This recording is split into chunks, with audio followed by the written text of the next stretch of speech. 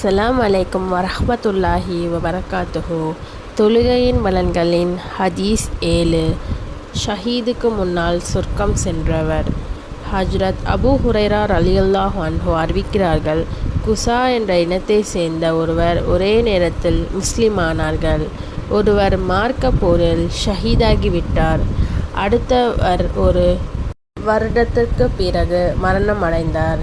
ஒரு வருடத்திற்கு பின் மரணமடைந்தவர் ஷஹீதை விட முன்னால் சொர்க்கத்தில் நுழைந்ததாக தல்ஹா இப்னு உபைதுல்லா ரலியல்லாஹு அன்ஹு கனவு கண்டார். இது பெரும் ஆச்சரியத்தை அளித்தது.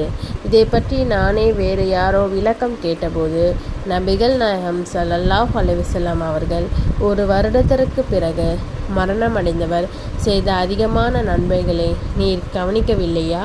ரமலான் மாதம் முழுவதும் நோன்பு வைத்திருக்கிறார். மேலும் ஒரு வருடத்தில் 6000 ரக்காத்துகளும் இன்னும் எத்தனையோ ரக்காத்துகளும் ஷஹீதை விட அதிகமாக தொழுதிருக்கிறார் என்று பதில் கூறினார்கள்.